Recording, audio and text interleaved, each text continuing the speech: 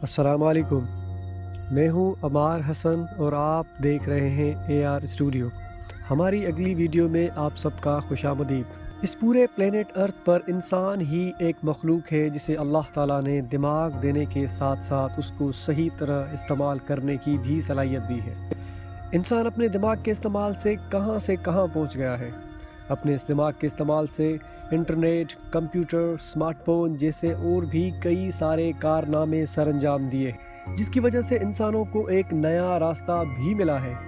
Technology में इंसान ने इतनी तरक्की कर ली है कि अब उसी की तरह सोचने, समझने और अपने दिमाग का इस्तेमाल करने वाला एक चलता फिरता मशीन तैयार करने के बारे में सोच रहा है, जो इंसान की तरह काम करने की समझ रख सकता है। इस एडवांस टेक्नोलॉजी मशीन को आर्टिफिशियल इंटेलिजेंस कहा जाता है। आर्टिफिशियल इंटेलिजेंस बाइनरी कोड के जरिए मशीनों में इंसानी जहानत के प्रोग्राम को तरतीब देने का अमल है, जो इंसानों की तरह सोचने और उनके अमल की नकल करने की कोशिश करते हैं। ये सुनकर आपको अजीब तो लगेगा, कंप्यूटर और दीगर आलात हमारी पसंद और नापसंद को जमा कर रहे हैं, लेकिन ये बात सच है। जब भी हम अपने मोबाइल पर किसी ऐप पर कुछ सर्च कर रहे होते हैं तो हमारे सोशल मीडिया ऐप पर मसनूई जहानत की वजह से इसका रिजल्ट खुद ब खुद हमारे सामने जाहिर हो जाता है। अगली चंद दहाइयों में हमारा फेसबुक अकाउंट हमें हमसे बेहतर जानता होगा, क्योंकि जब से हम उसे इस्तेमाल कर रहे हैं वो हमारी शख्सियत के हर मोड़ से वाकिफ़ हो रहा है, मसलन हमारी खुशी, गमी, हर चीज़ से वाकिफ़। आप कभी मॉल्स गए होंगे, वहाँ वेंडिंग मशीन मौजूद होती है जिसमें हम पैसे डालते हैं तो वो बदले में जूस फराहम करती है। ये मसनूई जहानत है, क्योंकि कंप्यूटर के ज़रिए ये प्रोग्राम बनाया गया है।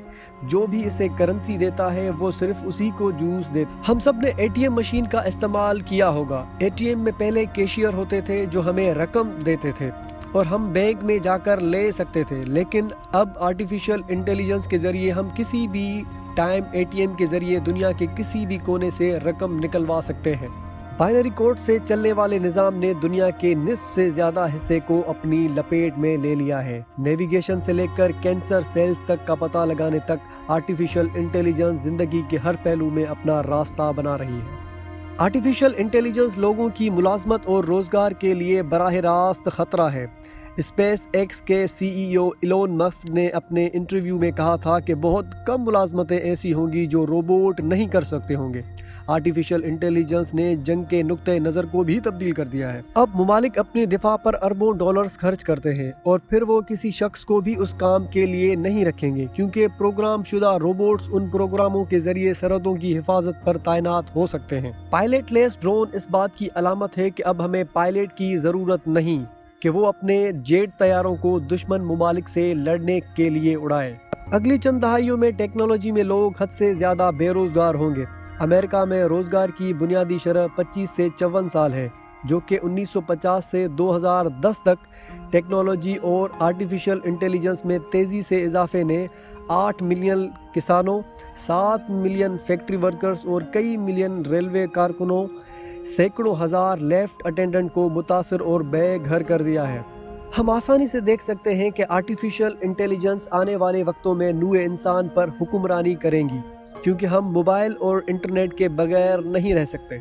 आने वाले वक्तों में प्लेनेट अर्थ जिंदा रहने के लिए इतना अच्छा नहीं होगा, क्योंकि बेरोजगार लोग बगावत करेंगे। चीन में आर्टिफिशियल इंटेलिजेंस में तेज़ी से इजाफा हो रहा है और अमेरिका में बेशतर स्कूल के स्टूडेंट्स को हैंड बैंड दिया जा रहा है। हैंड बैंड बताता है कि स्टूडेंट तालीम पर तवज्जो दे रहा है या नहीं। मुस्तकबिल में लैपटॉप या सेलफोन इस्तेमाल करते वक्त बैंड पहनना लाजमी होगा, क्योंकि उससे हमारे जज्बात जानने में आसानी होगी। ये जज्बात पढ़ने वाले बैंड हमारी खुशी और अफसरदगी का पता देंगे। आर्टिफिशियल इंटेलिजेंस की मदद से असातिज़ा की जगह रोबोट ले लेंगे। रोबोट के दिमाग में हर वक्त मुकम्मल और बेहतरीन कोरस मौजूद होगा और रोबोट बच्चों को तालीम देंगे। असातिज़ा 100 किताबों के हर नुक्ते को ज़बानी याद नहीं कर सकते, लेकिन रोबोट कर सकते होंगे।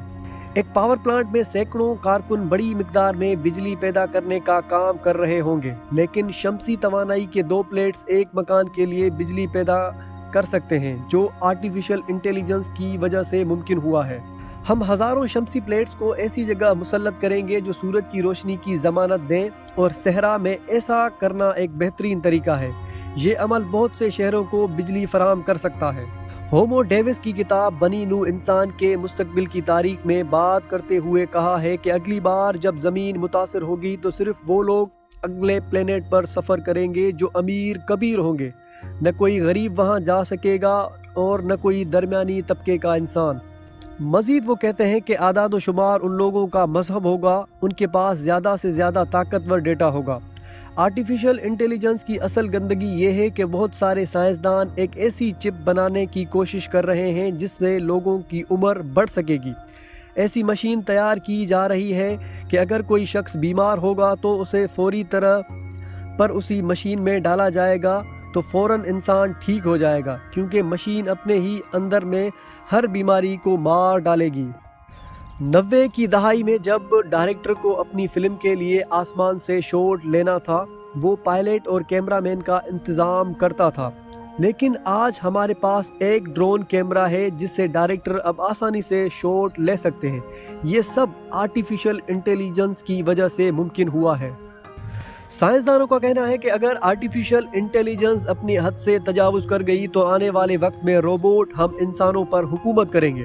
اس لیے عالمی رہنما ایک ساتھ بیٹھیں اور اس بات پر تبادلہ خیال کریں کہ آرٹیفیشل انٹیلیجنس کو کس حد تک رسائی دی جائے۔ آخر میں ایک اہم سوال یہ بھی ہے، اگر سب کچھ روبوٹس نے ہی کرنا ہے تو انسان کا مستقبل کیا ہوگا؟